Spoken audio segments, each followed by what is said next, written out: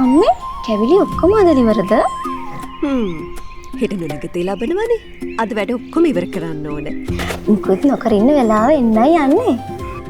නොනගතේ කියන්නේ මුකුත්ම නොකර ඉන්න වෙලාව නෙමෙයි.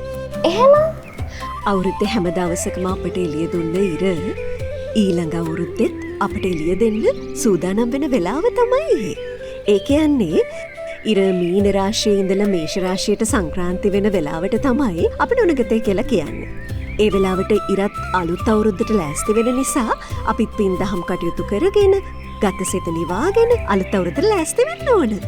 අපි නොනගතේට පුණ්‍ය කාලය කියන්නේත් ඒ නිසා.